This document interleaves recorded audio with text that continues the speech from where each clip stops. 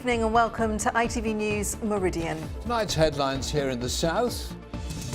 The plot thickens for the remaining two Labour MPs on the south coast. Will they survive if Jeremy Corbyn wins this weekend? To defeat me, they're going to have to work harder than I am for the people who live here. I owe them my life. The woman rescued by strangers when her wheelchair careered into the sea. Also tonight, Letters to the Front Line, a collection of correspondence from the war wives left behind. And whoa, whoa, Mamma Mia, now I really know. The flares and all that 70s fashion. We're backstage as the smash hit musical wows audiences at the Mayflower.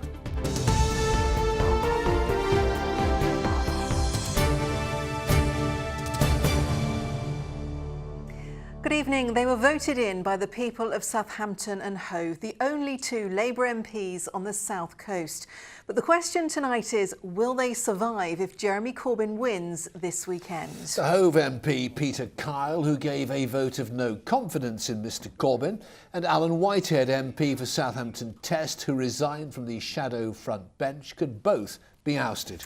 There's less than 48 hours to go before a new leader is named, and those in Brighton deny being part of a plot to overthrow an MP. Mr Kyle, meanwhile, says he'll get on with the job no matter what the result. So, will the Labour Party survive here in the south?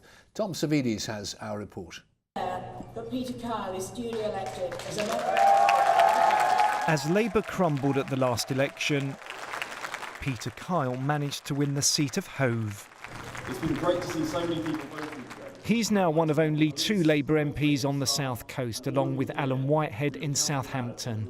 But some within their own party want to oust them, as they don't believe leader Jeremy Corbyn is taking the party in the right direction. Peter Kyle has this message for his critics. The hard work that won Hove came from hundreds and hundreds and hundreds of people. Now we've won the privilege to represent people, we are delivering for people. That is what anybody who cares about the Labour Party should be focusing on now. That's what I'm focusing on now. Anybody who wants to change that, to distort that, and to change the direction of travel for the Labour Party will have to defeat me. But to defeat me, they're going to have to work harder than I am for the people who live here. That's when we'll have a conversation about whether they're going to unseat me or change the direction of travel. Defiant words directed at some of those who support Jeremy Corbyn. Those like Greg Hadfield, who say it's up to Labour Party members to choose which candidates stand at elections, even if it means deselecting current MPs. We have to make sure that we select the best possible candidates for every election, council or parliamentary. And the people who know best to select the best, the people they want to represent them, are the members. I look forward to that. I don't understand why any MP would resign from that. Once you're selected and become an MP, it's not a job for life. Representing the Labour Party has to be earned. And every, 5 years, now we have fixed term parliaments, what's wrong with asking the members, how am I doing? Do you agree with me? Labour will unveil its new leader on Saturday after months of turmoil and infighting. The front-runner, current leader Jeremy Corbyn, who has promised to unite the party. But does he have the backing of the people of Hove? I think it's too old and past it, but I wish the man good luck. I would not vote for the Labour Party again. I've always been a Labour Party. I still have faith. I still think that they'll win the next election. Next time, we hope so the Labour Party and the Jeremy Corbyn. We will see his MP, the Prime Minister. The peace statue here in Hove has been in place since 1912, and many are now questioning whether the Labour Party here in Hove and nationally can put an end to its internal civil war. Tom Savides, ITV News, Hove. Another 14 days of strikes have been announced on Southern Rail. The action by the RMT union over the role of the Guard will take place in 5 blocks over the next 3 months. The first 3-day strike will take place from Tuesday the 11th of October. Strikes will also coincide with bonfire night celebrations in Lewes on November the 5th, one of the busiest days in Sussex.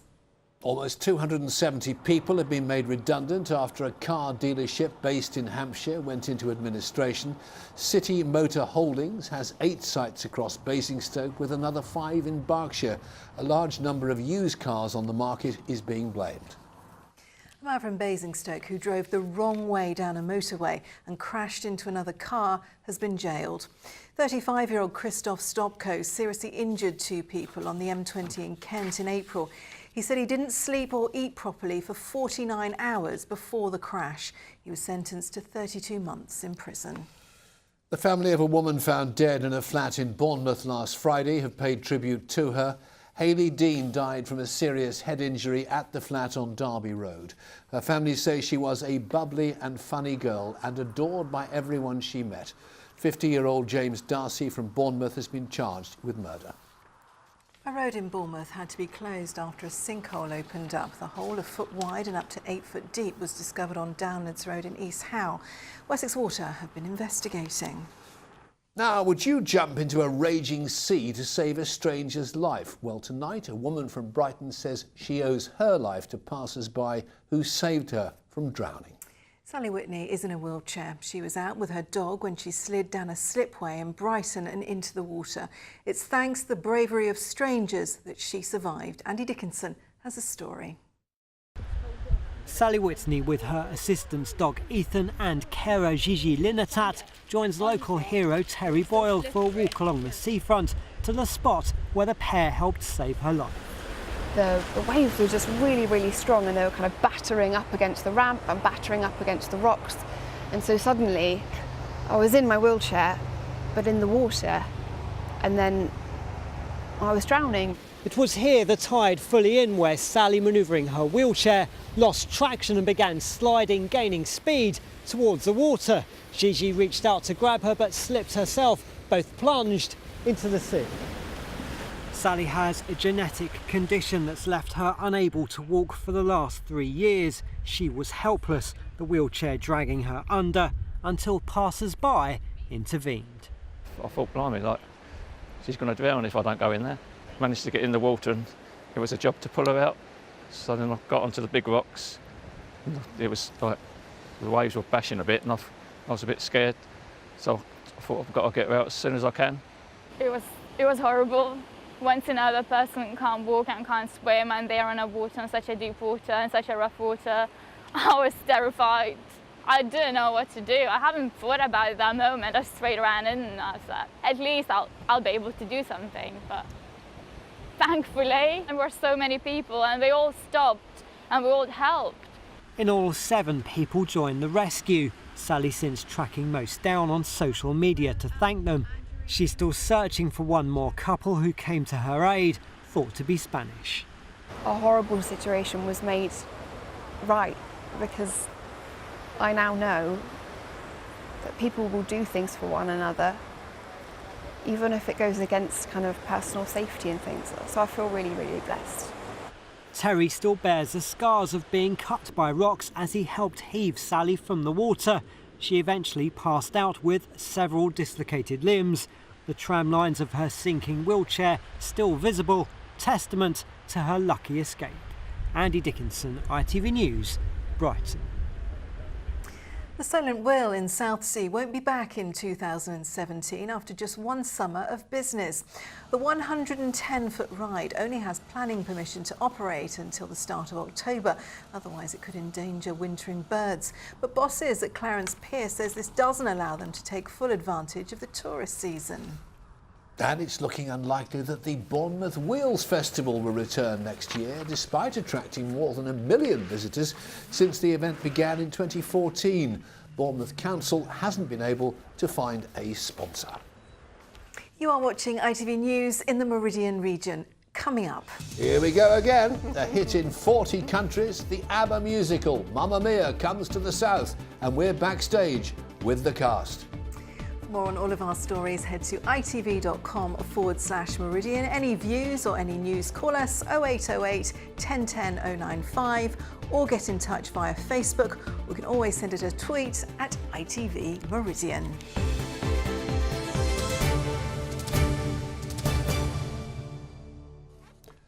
Some breaking news now. Hampshire police have stopped a lorry on the A303 westbound near Bullington Cross. and have detained a number of suspected migrants. One lane has been closed and delays are stretching back several miles.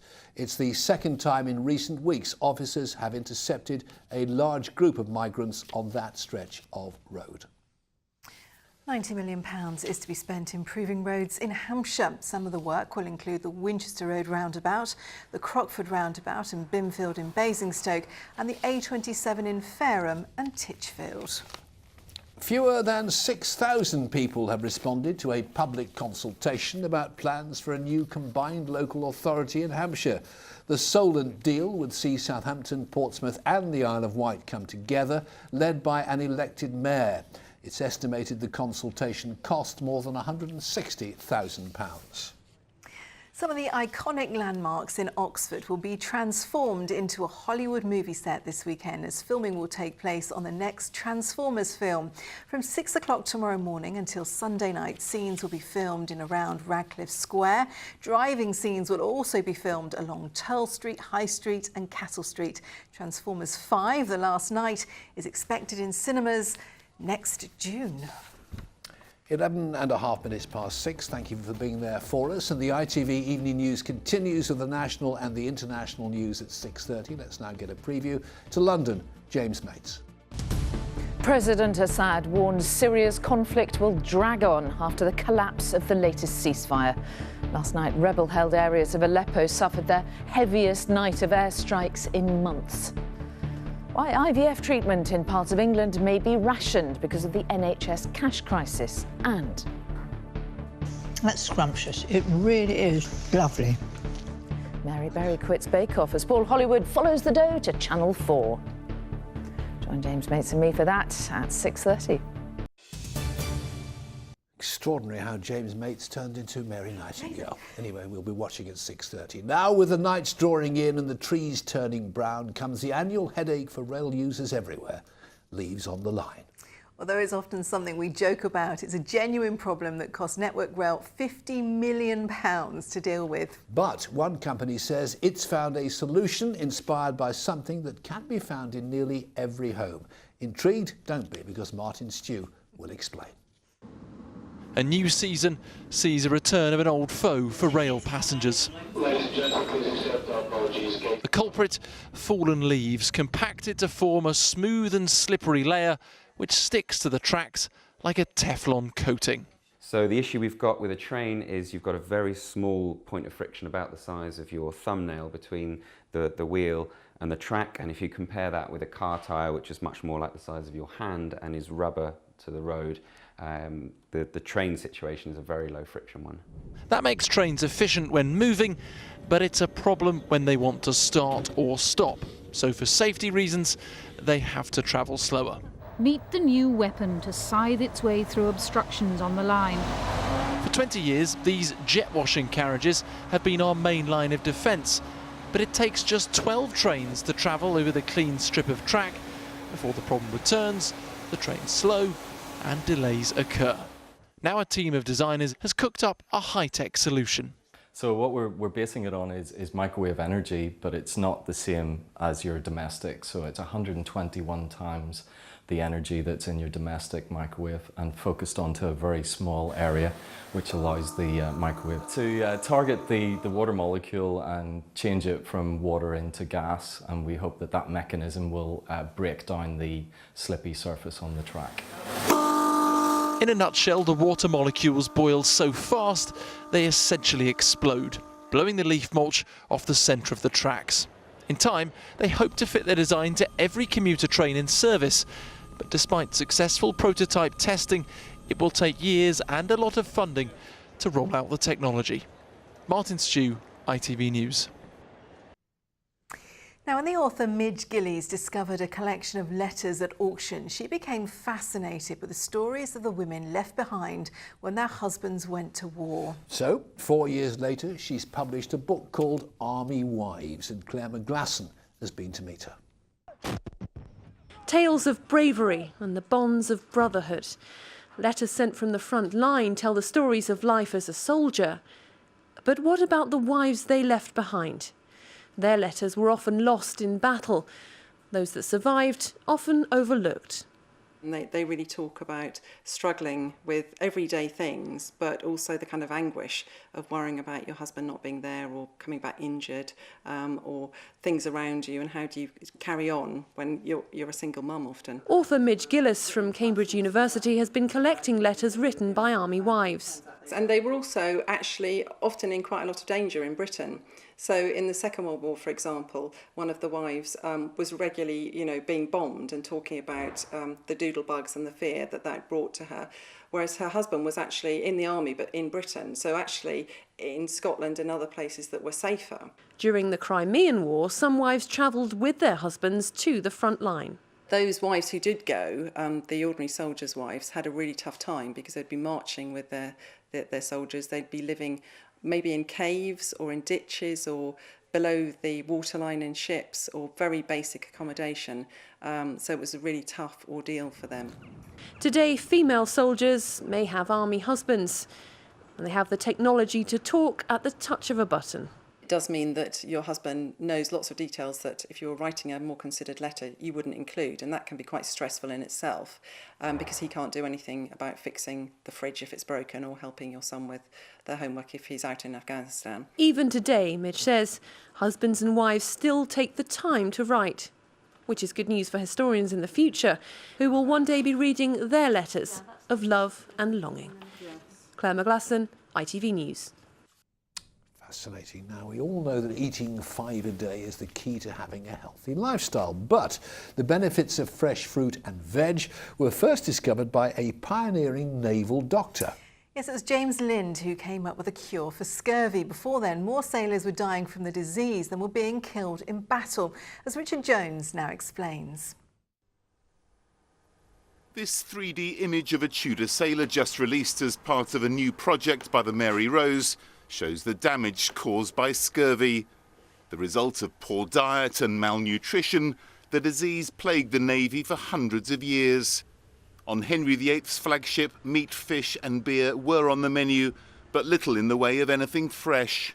We found some evidence of fresh fruit. We had a basket that had some evidence of plum stones, and then we had a barrel that had some grape pips in it, but whether that was wine for the officers or whether that was fresh grapes, we don't know.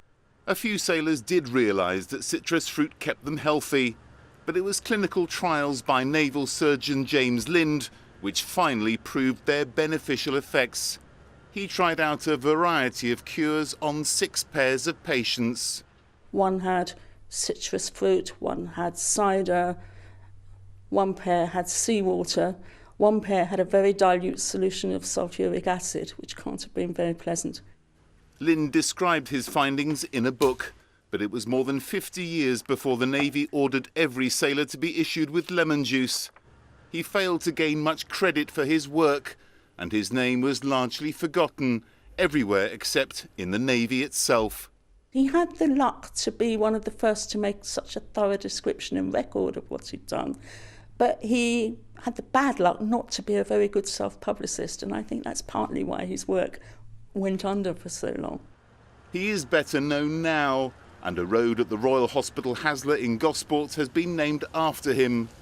A series of events are taking place to mark the 300th anniversary of his birth. Some will be in Porchester, where he was laid to rest in the crypt of this church. But some claim he's no longer here, and that his body has disappeared.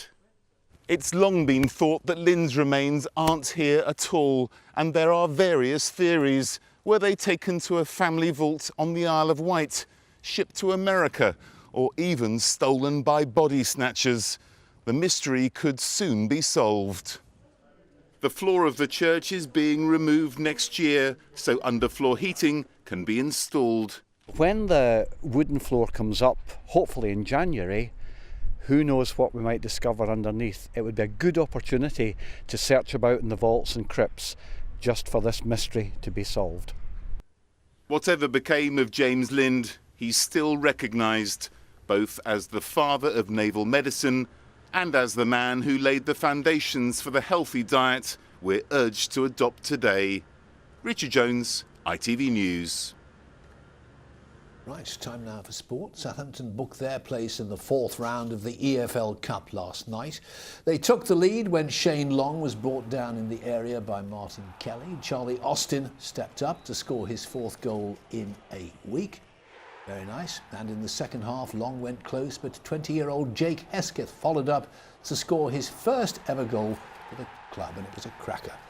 The draw for the 4th round of the EFL Cup was made straight after last night's matches, and Reading have a plum tie at Arsenal, while Southampton will be the favourites at home to Sunderland. Meanwhile, in Speedway, the Poole Pirates are on course for their 7th consecutive Elite League Grand Final. They beat Wolverhampton by 51 points to 39 in the first leg of their playoff semi-final, with the return leg in the Midlands on Monday evening. Now here's a question. Does sport have a role to play in promoting world peace? Well, football coaches from across the globe have been working with school children from Sussex to find out.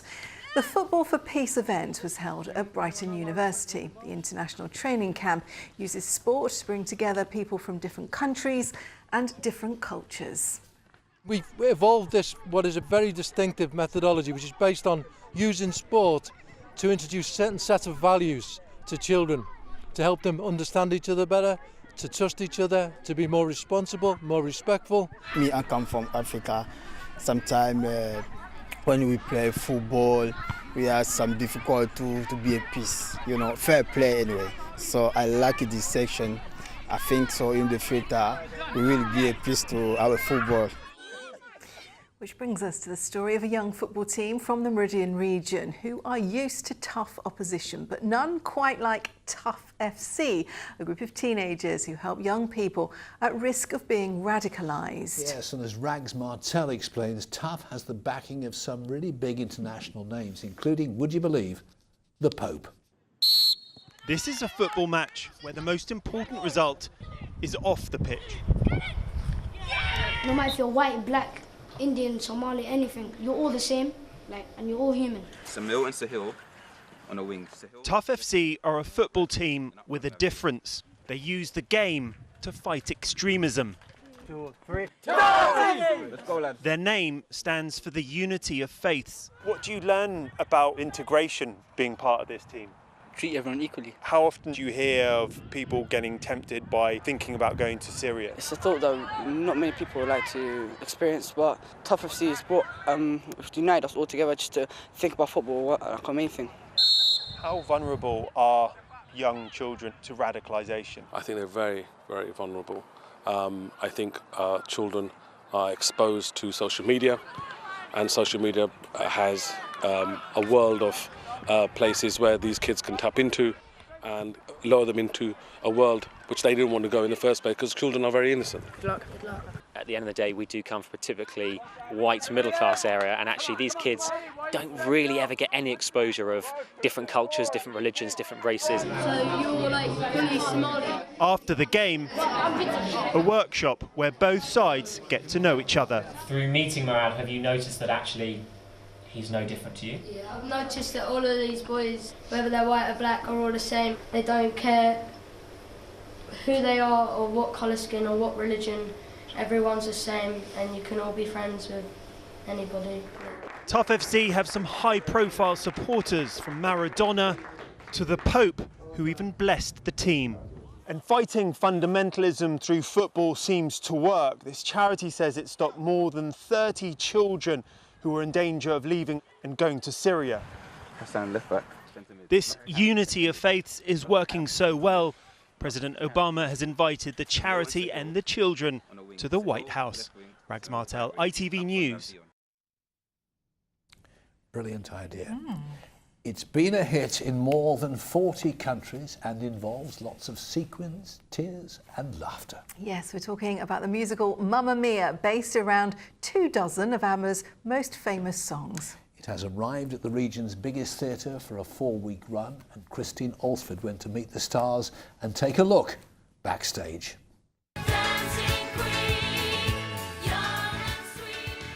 It's a crowd pleaser that's been seen by 60 million people across the globe.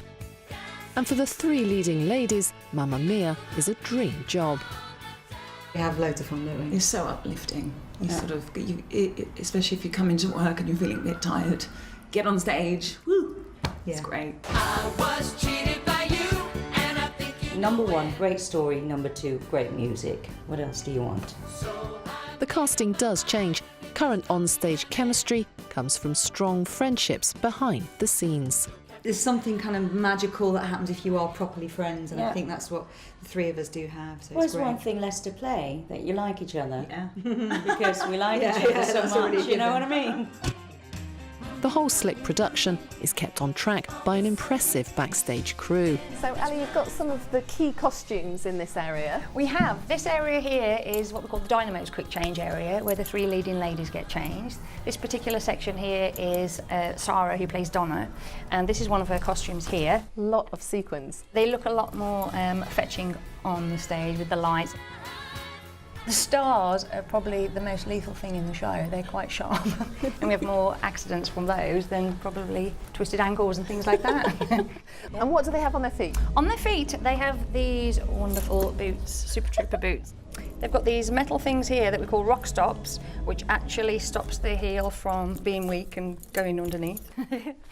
Ali, there can't be many shows you've worked on where you have flippers and snorkel as part of the costume. You know what? I've worked on many shows, and this is the one and only show that's got flippers and snorkels in.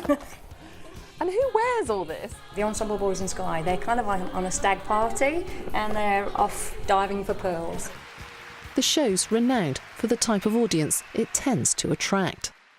It does have this reputation of being for women of a certain age, like me. Saying nothing, absolutely not until I get a lawyer and my agent here. What is special about the show, do you think? The feel-good factor, I think everyone gets something out of it, mums, daughters, even dads. I saw it years ago, I was dragged unwillingly to see it and I loved it. For Sarah Poyser, there's an added bonus. Her real-life husband plays Sam Carmichael, seen here on the left, who she ends up marrying every night in the show. We've been married over 1,000 times now, so it's great. He's my best mate. Do you have a bit of winner takes it all in the kitchen? No, but I have said I don't want to talk on stage and meant it a few times, I'm not going to lie. What is it that you hope the audience go away feeling at the end of the night? I hope they come to this theatre and they forget all of their problems, issues, worries. It's a bit of escapism. Yeah. Well, it's a fantastic show and we wish you the very best with it. Thank you so much.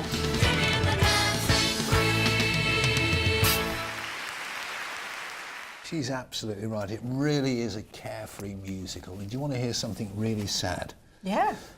I've seen it 3 times. Have you? Yes. You can't go wrong with an ABBA song, though, You can cannot, and I'd like to see it again. Have you seen it? No, I'm going to go. You're going to go, yeah, are you? Definitely at the Mayflower. Here's someone else well worth watching with your forecast now, James Wright.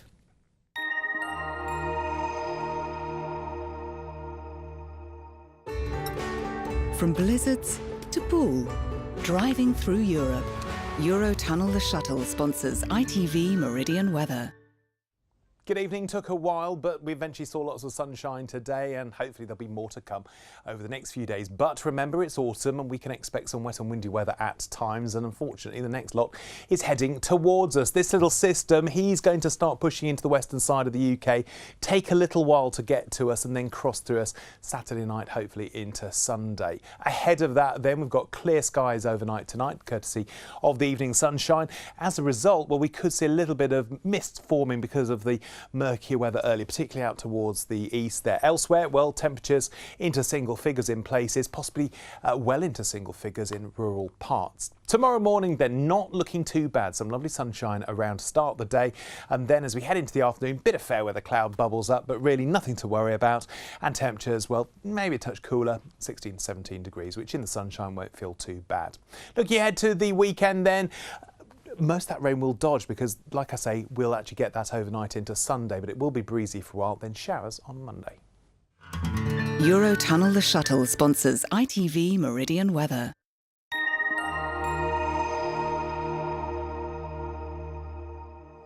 And that is all from us. In just a moment, the ITV Evening News tonight with Mary Nightingale and James Mates. Stacey's got our late news, so do try and join her if you can. For now, though, from the team here at ITV Meridian, thank you very much indeed for watching. See you same time tomorrow. Take care. Bye-bye. Good night.